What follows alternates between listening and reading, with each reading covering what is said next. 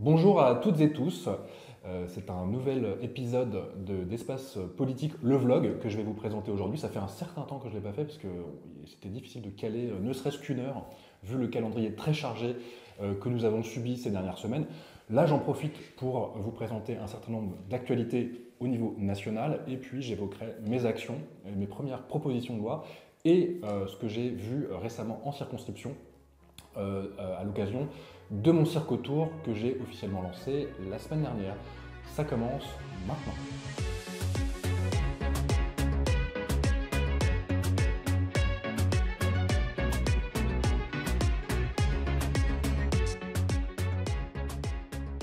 Alors j'aimerais commencer ce numéro par des éléments d'ambiance sur l'actualité politique du moment que je trouve particulièrement anxiogène et détestable, qui mettent une atmosphère qui est absolument pas propice à l'expression de la raison, de la rationalité et de la sagesse. En l'occurrence, ce que j'observe de façon très incarnée, c'est un bashing anti-LFI qui est de plus en plus brutal, qui s'exprime de diverses manières. Euh, dans un contexte de surenchère sécuritaire, alors par exemple on a subi la proposition de loi pour sortir du narcotrafic pendant une bonne semaine, on va la voter mardi prochain. Il faut voir le genre de propositions qui ont été discutées, d'amendements dans l'hémicycle, toujours plus durs, toujours plus répressifs, sans véritable réflexion sur la prévention, etc. Autant de choses que j'ai discutées, que je discute dans le nouveau numéro d'Espace Politique, mon journal.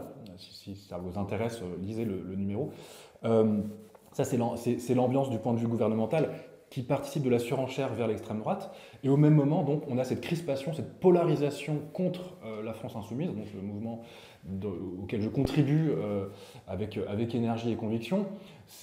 Franchement, de le voir de l'intérieur, c'est vraiment c'est détestable, avec des acteurs politiques qui se ruent contre nous, bien aidés par la frange des médias rachetée par Bolloré, CNews, etc., qui entretiennent un climat d'opinion sur des malentendus, des inversions idéologiques complètement terribles, du type la France insoumise serait un parti antisémite, raciste, etc. C'est précisément le contraire. Donc là, l'extrême droite, avec ses alliés au gouvernement, manie des formes de manipulation qui sont terribles et qui ont des effets, puisque nous, on doit en répondre en permanence. Alors, en fait, c'est assez facile à déconstruire à chaque fois, mais c'est quand même assez pénible à subir, avec par moments des séquences dans l'hémicycle qui sont dures, de bordélisation contre nous. Je prends un exemple, Aurore Berger, ministre de je ne sais plus quoi, parce que ça évolue tellement rapidement, qui s'en est pris à nous de façon vraiment inqualifiable, pour dire qu'on était la source de tout, et notamment de la montée de l'antisémitisme, du racisme, etc.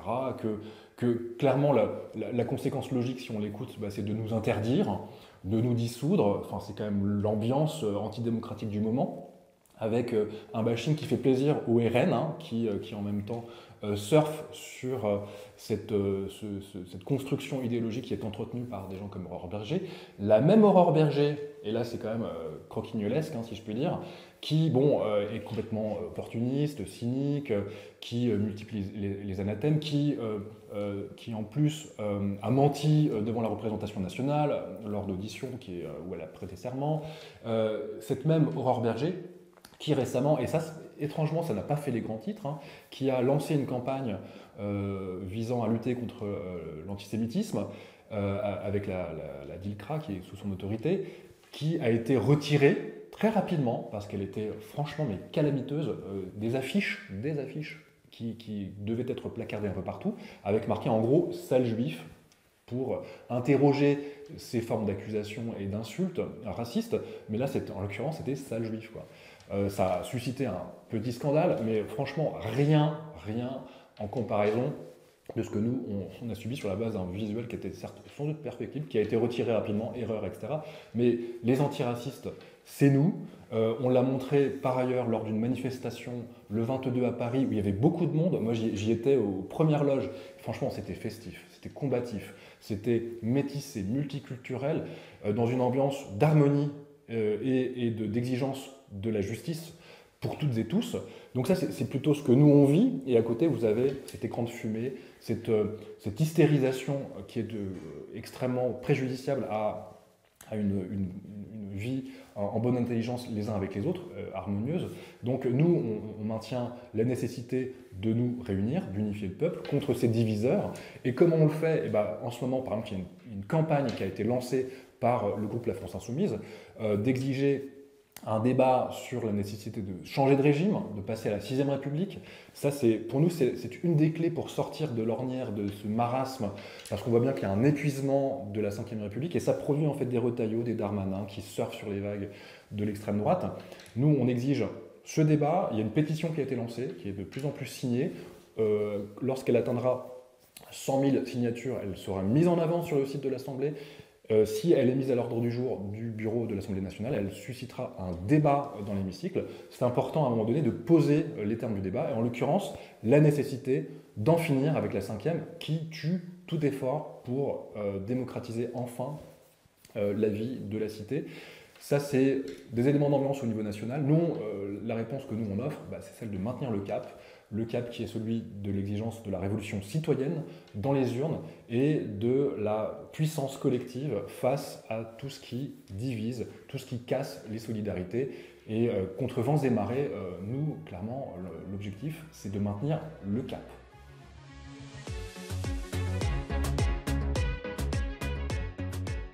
Alors, deuxième point que je voulais aborder au niveau national, je serai rapide parce que j'ai présenterai de façon plus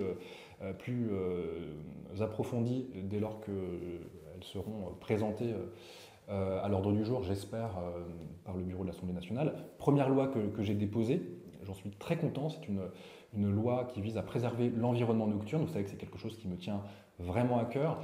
J'avais mené un certain nombre d'auditions à l'Assemblée nationale de spécialistes, d'astrophysiciens, de spécialistes de la biodiversité. Et l'objectif, c'était tout simplement de retrouver la nuit, l'obscurité, les étoiles, mais aussi de protéger la biodiversité, tous ces insectes qui meurent sous les coups des LED qui sont particulièrement agressives et qui brusquent leur existence. Donc ça, c'est une proposition de loi très intégrée avec beaucoup d'articles qui a été déposée sur le site de l'Assemblée. Le lien s'affiche à l'écran. Vous pouvez aller la consulter. Je la présenterai assez rapidement lors d'une conférence de presse début avril. Et en parallèle de la défense de cette proposition de loi, que je vais essayer de faire signer par beaucoup de députés en dehors de mon groupe, parce que c'est une question d'intérêt général, il y aura toute une série d'événements, peut-être ici même dans la circonscription, des observations d'étoiles, des arpentages pour aller voir l'éclairage public et comment on peut l'améliorer. Et là, l'objectif, c'est rien de moins que de nous réapproprier ce bien commun qu'est la nuit. Donc ça, c'est une première proposition de loi. Un deuxième point aussi que je voulais exposer rapidement, c'est une proposition de loi que je suis en train d'élaborer avec des collègues, notamment Marie Mesmer, qui travaille avec moi sur les questions universitaires. On a organisé un colloque donc, la semaine dernière sur l'enseignement supérieur privé à but lucratif, qui est un scandale d'État. Beaucoup d'établissements en fait, prolifèrent aujourd'hui en vendant des diplômes très chers à des étudiants clientélisés qui ne savent pas très bien comment s'orienter. Donc là, tout ça a été largement encouragé d'ailleurs par les politiques macronistes avec l'apprentissage, etc. Donc là, il y a un gros sujet là-dessus. Une proposition de loi a été déposée par les socialistes qui est très insuffisante. Là, je l'ai dit publiquement, il y a plusieurs reprises. Qui a été négociée avec le gouvernement par ailleurs, ce qui pour moi me pose quand même des problèmes politiques en termes de démarche. Et nous, ce qu'on va faire, c'est à la fois suramender cette proposition de loi, puisqu'elle est déjà déposée, et surtout, puisqu'elle n'est pas suffisante, proposer une proposition de loi beaucoup plus dure, visant à interdire cet enseignement supérieur privé à titre lucratif. Donc ça, c'est en cours, et je ferai des points bientôt, parce que c'est un sujet très important. Ça concerne beaucoup d'étudiants, de familles qui se surendettent pour engraisser ces établissements. Et ça, franchement, c'est pas possible, quoi. C'est un scandale d'État. Autre point au niveau national, vous savez que je mène une mission d'information flash parce qu'elle dure 3 mois, mais en fait, on a réussi à l'étendre à 4 mois, avec ma collègue Corinne Vignon, sur les satellites, applications militaires et stratégie industrielle. On a auditionné des dizaines de personnes dans l'industrie, des militaires, des généraux, des utilisateurs, des experts, pour faire le point sur la crise de l'industrie du satellite aujourd'hui, qui est très problématique parce que là, il y a des questions de perte de souveraineté industrielle, problème de crise économique avec des suppressions d'emplois. Pas plus tard qu'hier, j'étais encore à Toulouse, notamment avec les syndicats, qui sont très anxieux à l'idée d'une grande consolidation de tous les groupes du spatial pour former un champion industriel. On sait que si ça arrive, il ne faut vraiment pas que ça arrive et on va se battre contre, hein. Il y aurait une casse sociale terrible parce que clairement des usines devraient fermer alors qu'il faut les protéger. On a affaire à des technologies qui sont souveraines, des capacités qui sont critiques pour l'observation du changement climatique, pour nos applications militaires, sur lesquelles clairement on doit avoir un contrôle complet français de ces infrastructures, à l'heure des tensions géopolitiques qu'on connaît, notamment le raidissement des relations avec les États-Unis, les tergiversations autour de l'OTAN, des budgets militaires. Ça, c'est une mission qui a commencé en décembre. On termine les auditions le 2 avril et on commence à rédiger et les conclusions seront déposées vers le 17 mai. On en est là et je suis impatient de pouvoir livrer ces conclusions parce que vous verrez, c'est un sujet très très important. Ce dont je me suis encore rendu compte, là j'étais donc à Toulouse, je le disais, hier et avant-hier, donc j'ai beaucoup circulé, j'ai été invité au CNES, j'ai discuté avec des généraux, des utilisateurs du commandement de l'espace, et ce sujet qui paraît un peu exotique, le spatial, vous allez voir, c'est un sujet qui est très important, et on est un peu les seuls à monter sur le créneau, avec une vision claire et intégrée de ce qu'il faudrait faire, et à un moment ou un autre, non seulement je présenterai nos recommandations, mais en plus j'essaierai d'organiser des événements, y compris en circonscription, pour vous expliquer pourquoi c'est important. Ça, c'était pour la partie satellite.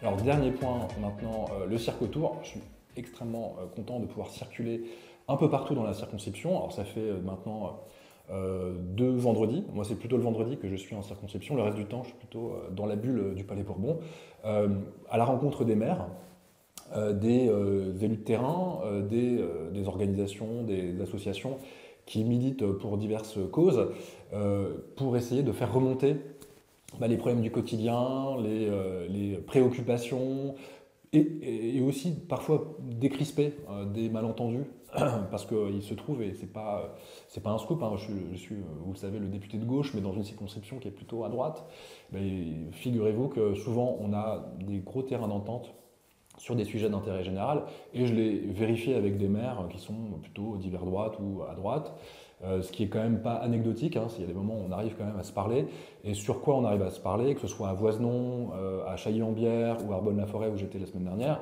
c'est sur par exemple les questions d'accès aux services publics, d'école, la question des déserts médicaux, la question des transports qui sont là aussi très problématiques, et aussi, et c'est le grand sujet de concernement, qu'on a abordé, on est au mois de mars, c'est le moment du budget pour les communautés, pour les collectivités, mairies et puis EPCI, enfin les communautés de communes. Clairement, il va y avoir des trous. Il y a des projets, ça et là, qui doivent être stoppés parce que les marges sont plus présentes, parce que les crédits ne viennent pas, parce que les subventions qui étaient attendues seront reportées.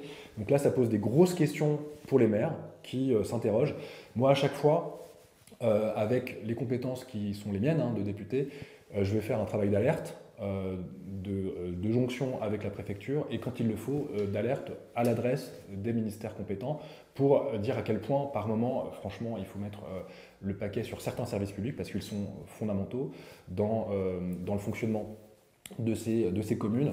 Et ça, c'est quelque chose que j'entretiens et que je construis patiemment avec ces acteurs de terrain, que donc, je rencontre systématiquement maintenant et que je continue à faire dès à présent. La semaine prochaine, par exemple, je serai à Barbizon et je vais continuer à circuler dans la circonscription.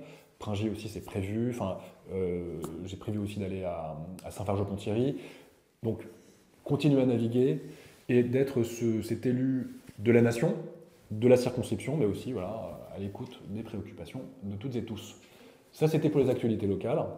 C'était assez dense, j'en conviens, j'ai essayé de tout caser en 15 minutes. Je continuerai à rendre compte de mon mandat, c'est hyper important. Vous pouvez aussi me lire sur la page Facebook et dans le numéro 2 d'Espace Politique qui est sous presse, qui sera imprimé et que vous pourrez recevoir si vous le demandez à l'adresse suivante. Merci encore et à un prochain numéro de Espace Politique, le vlog.